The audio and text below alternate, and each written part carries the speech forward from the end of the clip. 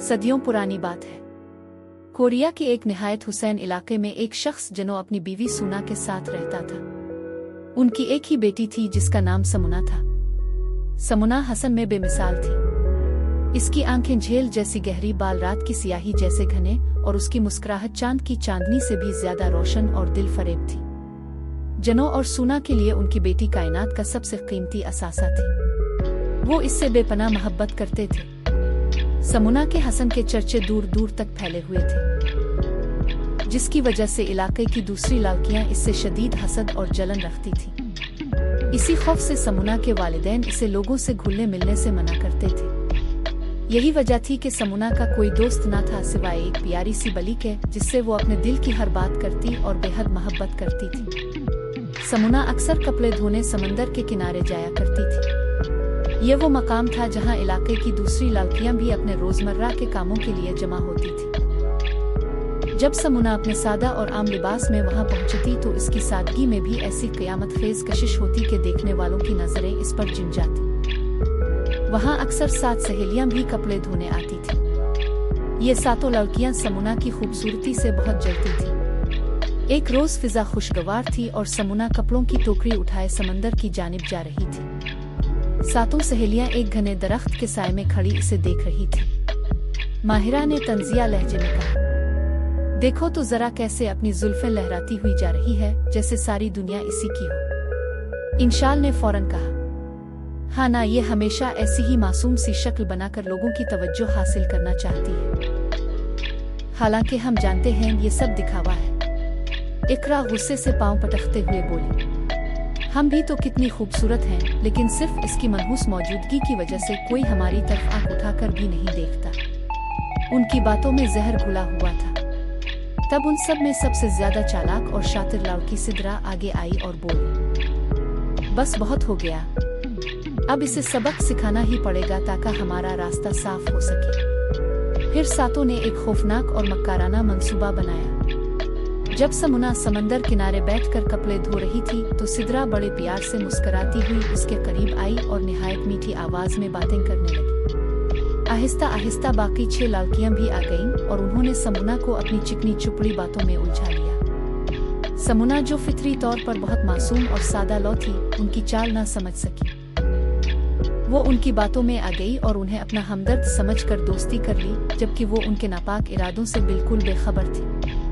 अब ये उनका मामूल बन गया। समुना रोज उनके साथ समंदर किनारे जाती और घंटों बातें करती। एक दिन सादिया ने राजदाराना अंदाज में कहा, सुनो समुना, हम सब कल सपनों की दुनिया जा रहे हैं, क्या तुम भी हमारे साथ चलोगी? समुना ने हैरत से पूछा, सपनों की दुनिया? ये कौन सी जगह है? मैंने तो कभी नहीं सुना। इकरा बोली, अरे तुम नहीं जानती, वो जगह तो जन्नत का टुकड़ा है। वहाँ की हवा में खुशबू है, गुलाबी पहाड़ हैं, जादुई घर हैं और खूबसूरत परियां, बिल्कुल तुम्हारी तरह। ये सब सुनकर समुना की आंखों में चमक आ गई। इसने पूछा, क्या वाकई ऐसी भी कोई दुनिया होती है? सादिया ने यकीन दिलाते हुए कहा, अगर तुमने एक बार देख लिया तो दीवानी हो जाओगी। लेकिन समुना ने उदास होकर कहा कि वो नहीं जा सकती क्योंकि घर का काम होता है और वालिदैन इजाजत नहीं देंगे।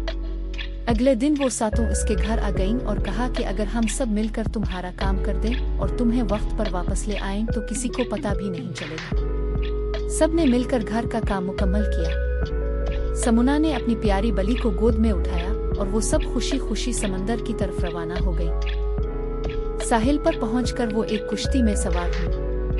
कुश्ती गहरे पानी में पहुंची तो अचानक सादिया ने पूरी कुव्वत से समुना को पानी में धक्का दे दिया। छपाक की आवाज के साथ वो पानी में गिरी। वो बेबसी से हाथ पांव मारती रही और डूबने लगी। 7 लड़कियां कह लगाती हुई इसे वहीं छोड़कर चली गईं। समुना की सांसें उखड़ने लगे और उसकी आंखें बंद हो गईं। जब इसने दोबारा आंख खोली तो खुद को नारियल के खौल से बनी एक अजीब कुश्ती में पाया।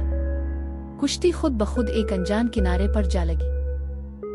वहाँ एक निहायत खूबसूरत नौजवान खड़ा था जिसके सर पर बली जैसे कान थे। वो मुस्कुरा कर बोला, ये सपनों की दुनिया है, घबराओ नहीं, मैं तुम्हें घर वापस पहुंचा दूंगा। इसने उंगली चटखाई तो रंग बरंगी तितलियां फिजा में फैल गईं। वो इसे जादुई जगहों पर ले गया जहां खुशियां और रक्स था।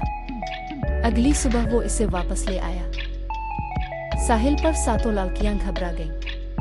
उन्होंने हमला करने की कोशिश की तो नौजवान ने जादुई मंत्र पढ़ा और वो सब चूहों में तब्दील हो गईं और चीखती हुई भाग गई। फिर वो नौजवान रोशनी में नहाया और अपनी असल शक्ल में आ गया। वो एक खूबसूरत शहजादा था। इसने बताया कि वही बली है जिससे समुना मोहब्बत करती थी। वो इस सल्तनत का शहजादा मुर्तसिम था और उसकी माँ एक परी थी, इसीलिए इसके पास जादुई ताकतें थीं। इसने समुना से मोहब्बत का इजहार किया, फिर इज्जत और एहतराम के साथ इसे घर ले गया। इसके वालिदैन बेटी को सलामत देखकर खुशी से रो पड़े। अगले दिन बादशाह और मलिका खुद रिश्ता लेकर आए और यूं शहजादा मुर्तसिम और समुना की धूमधाम से शादी हुई। हर तरफ खुशियों के शादियाने बजने लगे। दोनों ने अपनी नई जिंदगी का आगाज किया और मोहब्बत से भरपूर जिंदगी गुजारने लगे।